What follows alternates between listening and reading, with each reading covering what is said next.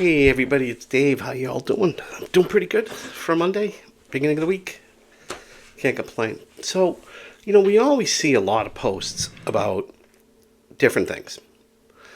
And sometimes we see a lot about the vagus nerve. Now, this morning there was one where a person was talking about how to reset the vagus nerve. It's actually a YouTube video. And it had something to do with humming. I didn't really watch the video because, as a lot of you know, I'm getting kids off to school. I'm running here, I'm running there. I woke up late to begin with. So I didn't really watch the video, but she was talking about how humming would help in her write-up of it. Humming can reset the vagus nerve. And, of course, you always get the ugly comments. This isn't true, blah, blah, blah, blah, blah, And it's kind of funny, like, somebody can post something about putting, chlorine dioxide in a diffuser. Nobody reports it. Somebody talks about humming, and all of a sudden it's reported. Now, I decided, you know what, let me look up the vagus nerve. Let's see what it actually does. Because a lot of people talk about how it's the miracle thing. And I decided to look it up. And, of course, I go to my favorite website, theclevelandclinic.org. That's like my favorite now. Because it seems to explain things a lot easier. So I did look it up this afternoon. I have it open up on my computer here. I've got a few computers. I got it open up on my Windows machine over here. So we're going to talk a little bit about it. So the vagus nerve, also known as the vagal nerves, are the main nerves of your parasympathetic nervous system. The system controls specific body functions such as your digestion, your heart rate, and your immune system. These functions are involuntary, meaning you can't consciously control them. Your right and left nerves contain about 75% of your parasympathetic nervous system nerve fibers. These fibers send information between your digestive system, your heart, and your brain. It's like, if you think about it, it's like your cable coming into the house. You get this one big cable that comes into your house, and it's for TV, internet, and phone. And then when that big cable comes in, it goes into a box. The box splits it. So that would be like your vagal nerves, the left and right. So you got one that goes to phone, you got another one that goes to the internet, and let's say there's another one that goes to cable.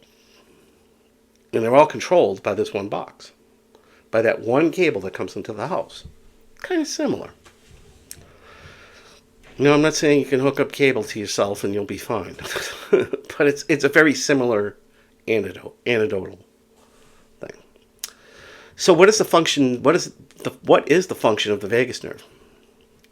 Digestion, heart rate, blood pressure, respiration, breathing. The immune system responses, mood, mucus and saliva production, skin and muscle sensation, speech, taste, urine output. Okay, so what is the role of the parasympathetic nervous system?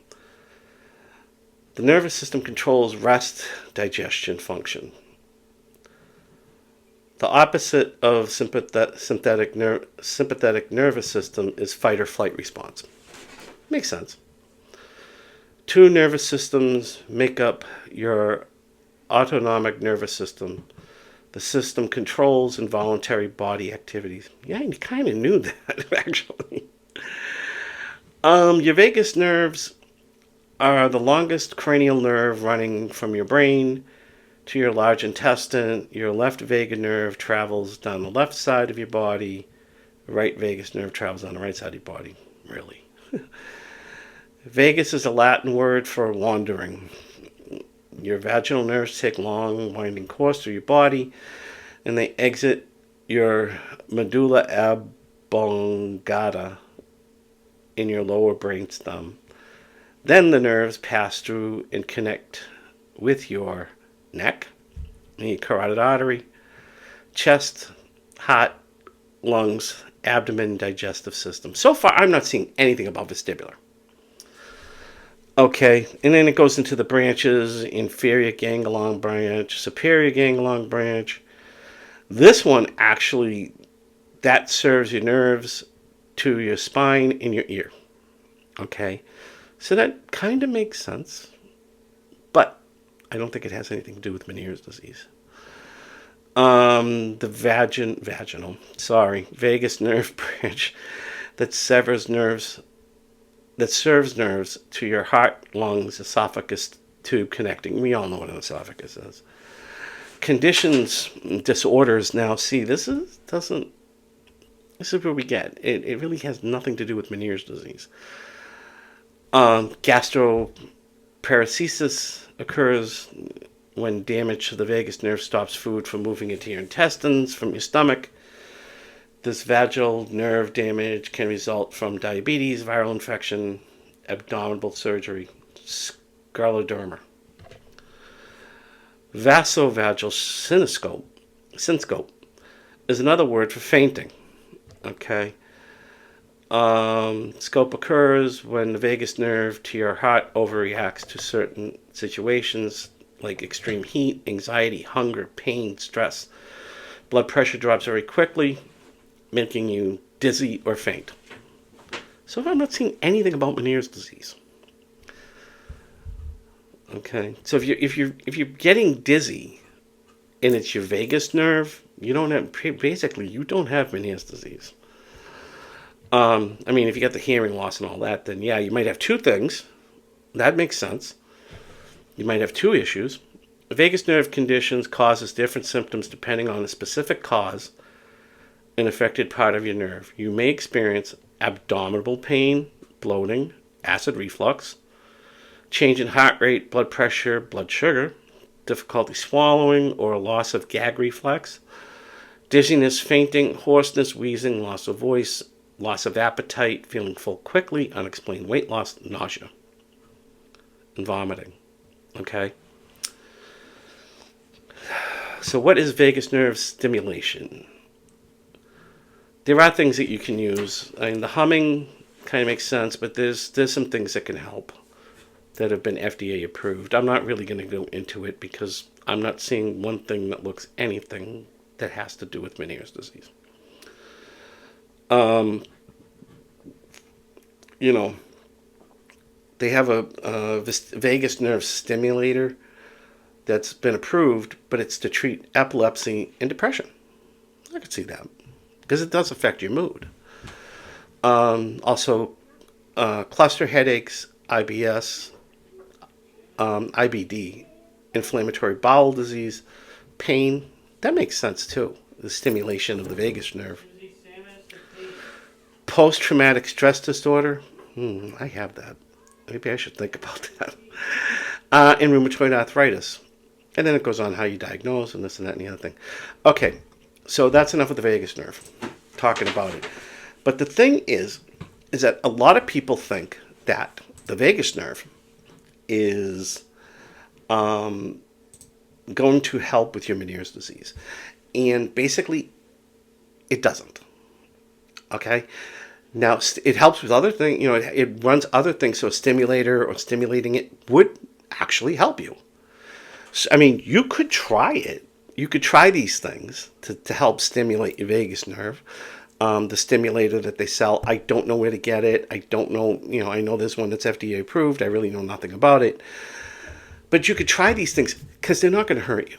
You're not going to die from it or get very, very sick. Or develop other issues, okay, from it. Because that's the problem when people post things like chlorine dioxide. That's poison. Anybody I've talked to, like, don't do that. It's poison.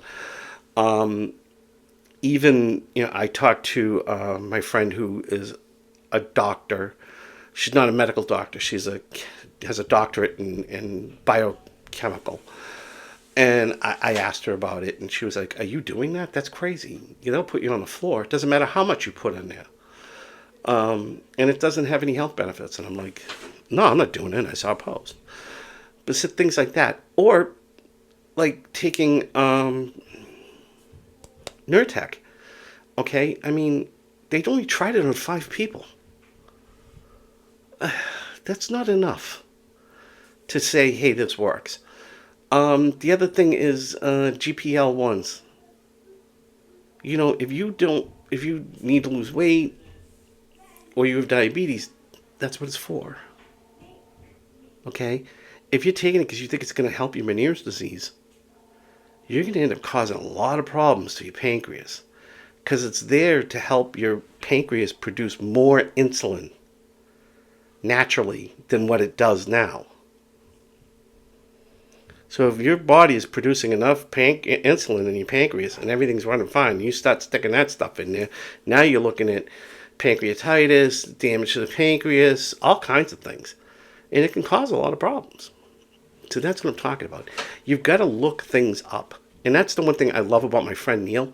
He actually researches stuff. He doesn't just run with it. He looks it up, checks everything, does all this stuff. So, let's summarize it. The vagus nerve. Does it help anything with Meniere's disease? No. It didn't mention anything about tinnitus, vertigo, hearing loss. Everything I read mentioned nothing about it. It did mention the ear, but it didn't say the dizziness. It causes dizziness from the ears. It causes dizziness from fainting because it's controlling your heart. Because see, there's other things that cause dizziness besides Meniere's disease and vestibular migraine. And you got to understand that. Okay? So, to wrap this up, if you want to stimulate your vagus nerve, go ahead and do it. It's not going to hurt you.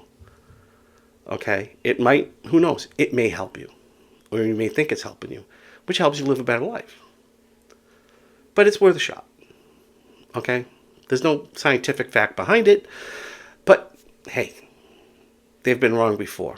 Okay? I mean, plenty of times. Wellbutrin. You ever heard of Wellbutrin?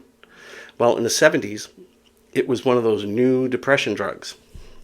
And they were giving it to Vietnam veterans when they came back because they were depressed. I don't blame them. They're in a war. They're ordered to do things that they normally wouldn't do during a war. Of course, it's going to affect them. So they were taking this, and they noticed that these guys who were heavy smokers, just from the stress of being in the Vietnam War, were heavy smokers. And I'm talking like 4 or 5 packs a day. All of a sudden, within like 2 weeks, 3 weeks of taking this stuff, they weren't smoking anymore. And they asked them, did you want to quit smoking? I'm like, no, I just don't feel like smoking anymore. That's when they did a study and proved that Wellbutrin helps you quit smoking. So that's why they give it to you. They were giving it to you to help quit smoking, and then they developed Chantix, which is a different thing. So, so they developed something for depression, but actually found out it helps quit smoking. So maybe there's something to that with the vagus nerve stimulation. And on that note, I will talk to you all later. Have a great night.